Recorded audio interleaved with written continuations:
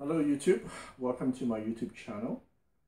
This is a channel where I'll talk about stereo equipments that I've acquired over the years and my impression of them.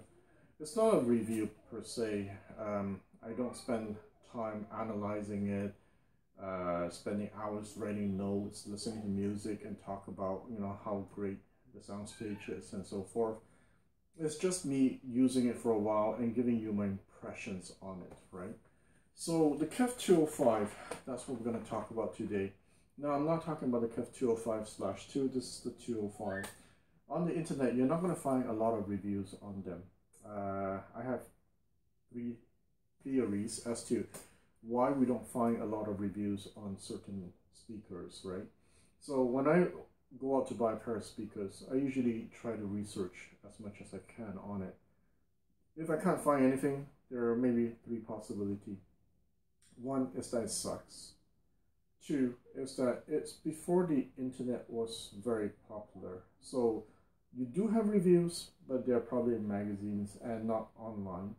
And three, they're good, but they're not good enough for people to rave about it, to want to write about it, right? I think this KEF fall in that category where they don't suck, they're good. They're still $10,000 speakers when they were brand new, right? And yet we don't find a lot of reviews on it. Why is that? So my opinion is that they're good speakers, but I'm not sure they're $10,000 good. Now don't get me wrong, they're fantastic. You have the hyper tweeter, that's what they call them. You have the very big mid-range, two 8-inch woofers. So it has everything. It can give you a lot of detail, very clear vocals, powerful bass, and yet it's not very popular. Don't get me wrong, they're fantastic. They're great. It does take a little bit of tuning, meaning that you can't just plug any amp to it and it'll sound great. In fact, when I first got it, I was a bit disappointed.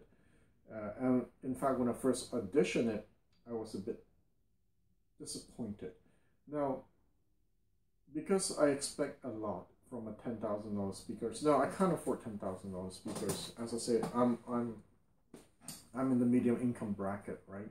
So speakers like this goes for between 2.5 grand to 3 grand in the used market.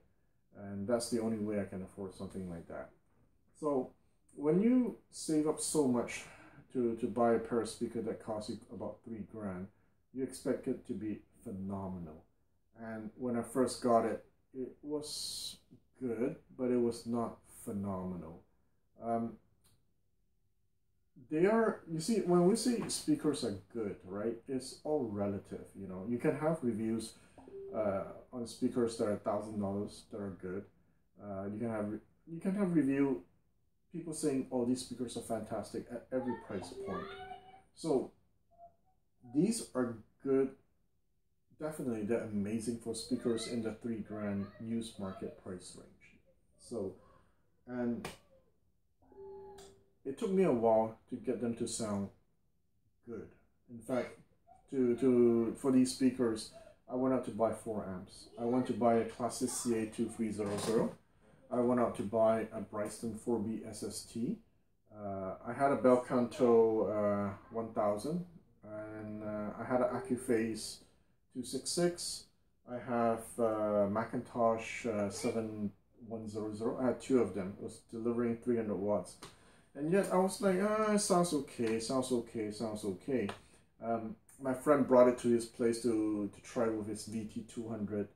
And all this time we found that it was just okay, right? It's $10,000 speaker. We're expected to be blown away by it, but it was just okay. Now, when I say it's just okay, my standards are quite high. So when I listen to, let's say, a Paradigm Monitor 11.7 version 7, which is probably $1,400, that I shut it down after 10 minutes. So my definition of okay is, yeah, it's pretty high up there, right? So when did I start being, when did it change? Meaning that when did I start getting impressed by them? Was when I started getting a new preamp for it and a new DAC for it. So I was using I don't know how to pronounce this, the Higo HD12. This is a very bright DAC. I'll talk about it one day. It is a good DAC, but it has, you have to match the right speaker with it, right? And at the time I was using the LS16 Audio Research. I was using the Accuphase C222. And I think the problem is because these are amps from the 80s, preamps from the 80s, and it's not a good match to these newer speakers like the Focal 1028 and the KEF, well, and this one, right? So when I got a new preamp, which was the Marantz SC, I think 1121, I forgot the model number. That's when I started go like, whoa, this sounds pretty good. It actually, I can hear the ultra, like the micro details. I mean, the hyper tweeters are amazing. The bass is more tight. The vocals are more fun. It's faster. So that's why for me, these speakers are probably newer, and you should not use these old amps to drive them. Now, it's not to say that the old amps don't work well with them. In fact, some of my friends prefer the old preamp like the LS16 with it. They find it more smooth, right? Me, I like speakers that are smooth, but with a bit of spice to it. I don't want it to hurt my ears, but I want to hear the micro details. That's why I want a super tweeter. That's why I'm paying for a super tweeter, right? Because that's what it's made for those ultra fine super detail, and I want to hear that. So that's why when I got my new preamp, the Marantz, I noticed that also on my Focal 1028 as well as the KEF here. And so, are they fantastic? Yeah, they're pretty good. As I said, like my standards for speakers are really high because I've auditioned speakers from the $100,000 all the way down to the regular $1,000 speaker. So for me to say they sound okay, they sound pretty okay. In fact, I did a blind test with my friend. So they came over, I had the Focal 1028 side by side with it, and I would play one at a time. I won't tell them which one it is. Now, some of them prefer this actually over the Focal 1028. And as you know, the Focal 1028 is a very famous, very popular speaker, right? With the beryllium tweeter and so forth. But some friends of mine prefer this one over the Focal. So that is to say that these speakers are not to be underestimated, despite not having a lot of reviews. And I think there's a lot of potential to them. Now, right now, I'm driving them with a pair of Bel Canto running at 500 watts at 8 ohms. Now, those were probably $5,000 when they were new. The Marantz preamp was probably $3.5 Canadian when they were new. My DAC is the Exasound E28. That was probably $4,000 when it was brand new. So and you start adding in the cables, which is I have these Yter cables. They're about $2,000 when they were brand new. So you're looking over $10,000 of equipment to drive these speakers. So of course they do sound good. Now you can argue that with over $10,000 of equipment driving speakers, anything will sound good. That is true to a certain extent. But one thing I noticed is that when you start comparing the less expensive and more expensive speaker, the gap becomes more and more when you drive it with very expensive equipment. I understand the point of diminished return, and in the speaker world, when I say significantly more, I don't mean by 100%. I mean by it's better by 10-20%, and you can argue, is it worth it to pay so much, right? So in fact, one of my friends made a comment that, it's just marginally better than the Focal 836, which is probably half its price in the used market. Is it worth it? It's really up to you to decide. But once you go something like this, it's hard to go backwards too. So in short, these sound great. They're not sweet sounding. It's a Chinese term that I use a lot, meaning that in Chinese we use the word sweet when we describe voice, right? I think in the Western world we describe it as it doesn't sound romantic. Does it sound romantic? Like Dying Audio with the soft dome sounds romantic. These are not like that. These are titanium tweeters, titanium mid-range. So there's that metallic sound. You can't really hear it because of the way, because of all the equipment I use to drive it, but it's there. It's not the same when you listen to a soft dome tweeter. It can be either a good thing or a bad thing. If you like it sharp, if you like detail, if you like, when you this triangle when you go cling cling cling, that sharpness coming through, these are fantastic for it. The guitar and so forth, right? But in terms of voice, it's not as smooth as a soft dome tweeter. Don't get me wrong, they're still smooth. It's just not as smooth. These are what I call audiophile speakers. What does it mean? You have musical speakers and you have audiophile speakers. Audiophile speakers, you spend a lot of time analyzing the song. It's because it's so detailed that you can do that. It has very good soundstage and imaging and blah blah blah. So when you listen to speakers that are what I consider audiophile speakers, you actually spend a lot of time analyzing the song as opposed to listening to the song. And that's true for me, at least for the newer speakers. So mid-range, how is it? Yeah, it's good. It's good. Hyper tweeter, fantastic, absolutely. The bass is there. You better make sure you have a good power amp to drive it. Nothing like 125 watts. I don't care if they say it's 90 dB. You need 200-300 watts to drive these to get some solid bass from it, right? I started off with a amp that was about 125 watts. Yeah, it just doesn't have that punch. So once I got the more expensive one, absolutely. Sorry, the more high power amps, absolutely. I can feel the bass. I feel the low end. It's more warm, and definitely that's when I start liking these speakers more. These you can tri-amp them. There's even a setting in the back of it where you can adjust the bass. Less bass, more bass. I currently have it set to the maximum bass because I have a lot of room from the back wall, right?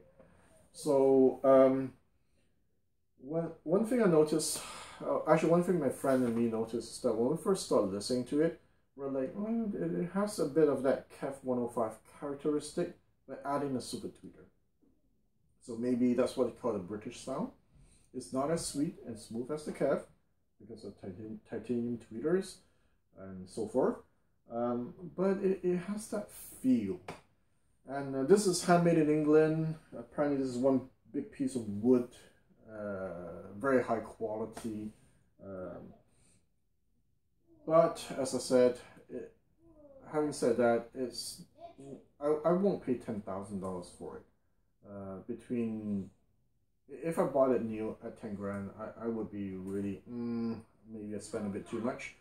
But having said that, it's possible that I'm not driving it with enough, I don't have good enough equipment to drive it. I know I say it's over 10,000, but don't forget these speakers were 10 grand. I might get better return if I drove it with 20-30 grand of equipment. I can see the potential in it. In fact, that's a comment that my friends were making. These speakers have a lot of potential. It's just too bad I don't have the pocket, the money to buy the equipment to bring it to the next level. But having said that, it is one of the better speakers I've ever owned, I've ever heard. And in fact, I think I'm setting unrealistic expectations here, meaning that I say that it's just okay, but for most of the people out there who are used to speakers that are in the 1,000, 2,000 zone, used, these are really way above and beyond them. And so if you can get yourself a pair for about $2 to $3 grand, well, at $2 grand you don't have to think. Just go and get it. That's the best sound you can get for $2 grand. You can't beat it at $2 grand. 2.5, yeah, it's okay. It's okay, you know. At $3 grand, yeah, you better have good equipment at home to really enjoy it and benefit from it. So with this, I guess I'll wrap up here. Put some comments below. Oh, actually, maybe I should talk about the soundstage. How's the soundstage? It's good. Okay, is it very big? No, but it's big. It's good because of its size, right? You still have a big soundstage. Can you pinpoint people easily in the soundstage? Not as good as, let's say, the Focal 836 or the Focal 1028. It's still clear.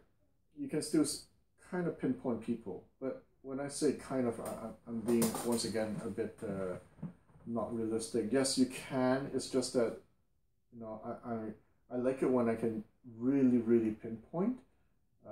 These can do it to a certain extent. Just make sure you have a good DAC that's very good in separation. Does it sound, actually, no, we talked about the sound already. Definitely, we talked about soundstage. Is it transparent? I don't really know the term transparent. People tell me that it's transparent, like easy to pinpoint people. If that's what transparent is, yes, it is okay. Of course, you cannot compare to those $1,000 speaker and so forth, right? Besides that, is the bass very punchy? Yes, it is. You will feel the pressure coming from them if you have a high power amp. A little bit is on the borderline of slow and fat. How would I put it? Okay, when you look at a KEF 105, for me that's slow. The bass is slow. This is okay. Yeah, once again, I have to set expectations, right? I'm comparing to a KEF, which doesn't make sense here. So in short, if you can get yourself one for about $2 to $3 grand, yeah, it's something worth trying. Let's put it that way. It is not a crappy speaker. It's definitely something worth trying. If you don't like the metallic sound, if you're not somebody who like metal bass drivers, then this is not for you. If you still want to go for it, just make sure you have the right equipment to drive it. All right, so thank you very much for tuning in, and yeah, until next time.